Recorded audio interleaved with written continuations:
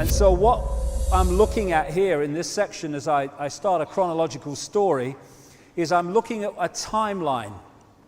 One reality within what even mainstream scientists are now talking about, these different realities, parallel universes and stuff, which interpenetrate each other. This is one timeline. So, we go back, we can pick this story up in this timeline in ancient times, prehistorical times, in terms of official history, where there were, it would appear, two great civilizations which made together a global civilization, one based on a landmass which has become known as Atlantis, and one which has become known as Mu or Lemuria. And these were advanced, very advanced civilizations with, in many ways, knowledge beyond what is available in the public arena today. And they went to great technological lengths, great understandings, for instance, in how you can create a magnetic field which then makes vast stones basically weightless, and you can push them along and maneuver them around. Great technological advancement, at least among the elite. These civilizations came to an end, it seems, with great cataclysmic events. It's interesting that when you've got studies which put together the ancient folklore around the world describing what the Bible calls the Great Flood, but that's just one version of the same recurring story in every ancient culture. And then you look at the geological and biological record of the Earth, the two correlate in terms of great cataclysmic events which cause fantastic geological upheavals. Of course, the story of Noah in the Bible, which is a rewrite of a much older Sumerian story, which probably is mirrored, in fact is mirrored all over the world using different names for Noah. That is the most famous one of the Great Flood and the Great Cataclysms, but it is just one. The survivors of these advanced civilizations, and indeed before, moved out into other lands, and they took with them this advanced knowledge that was part of that once global society. But now these societies became isolated, and that original knowledge started to go its own way. Same knowledge, but it started to be expressed in different ways, using different symbolisms, different tools, different names, etc. And this story is also why, when historians and others have gone into these places like the Maya and South America and the Maya in Central America and other places, they were astounded when they first apparently discovered these civilizations, these groupings of people, that the same basic stories that they were telling, religious stories and other stories that they were telling in Europe, were being told by these other societies that apparently had no connection to Europe whatsoever, because we've just discovered you. Well, these original stories come from the original knowledge that's just got isolated.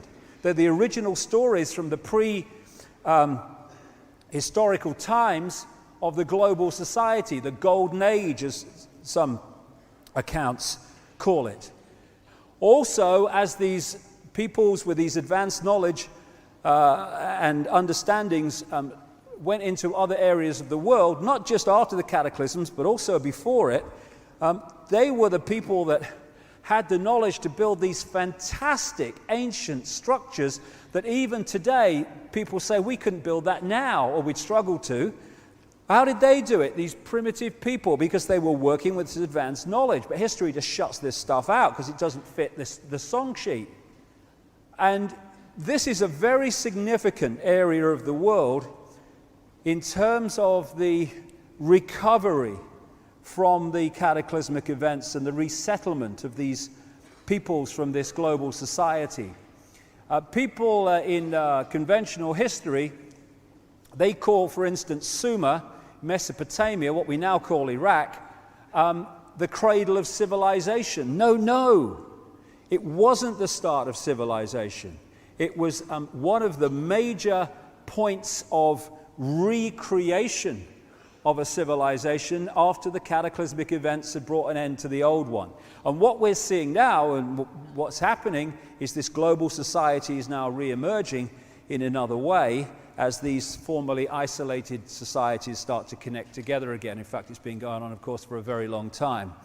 And another connection that you have between these areas and many other areas in the world is of an interbreeding between a non-human race, force, whatever, and humans, creating a hybrid bloodline, a fusion of the two DNAs.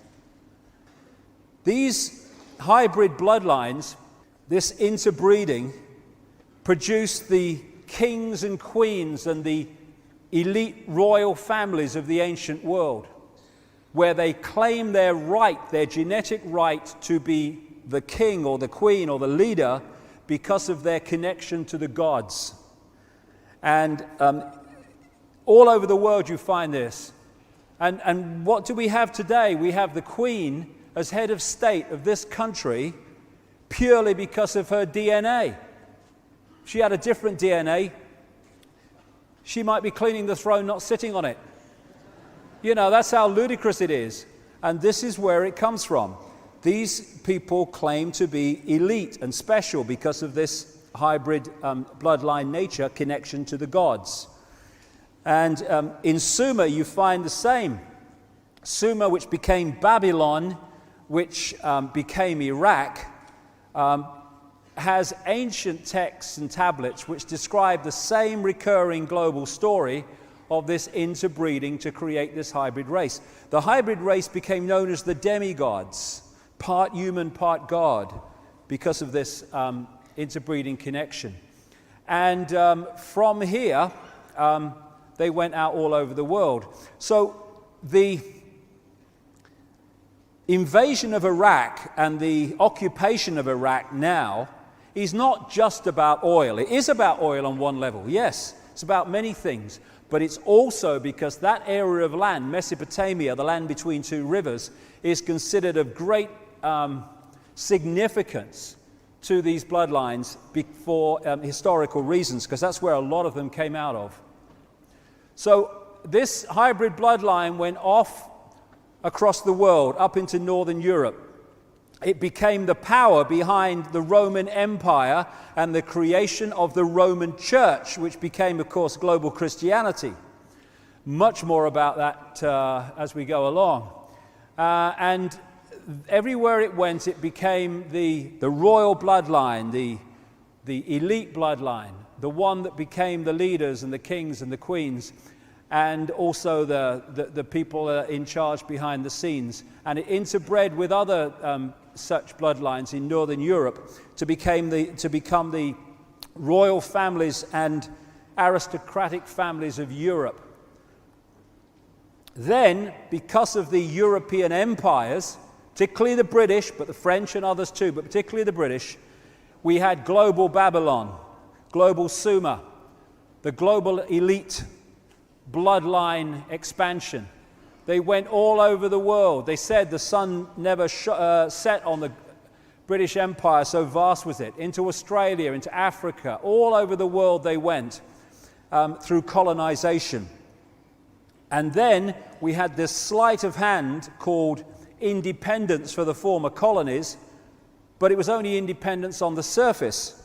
What these bloodlines did was leave out in those former colonies the bloodline and the secret society network, which I'll come to, which manipulates the bloodline and its govers and agents into positions of power.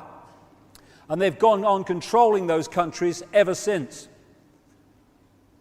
And so today, these hybrid bloodlines are known as the Illuminati, the illuminated ones, and they're the ones that control the transnational corporations, governments, the banking system, the whole shebang that dictates and controls the direction of society. More of that later. And the idea, of course, because compared with the global population, there's very few of these people.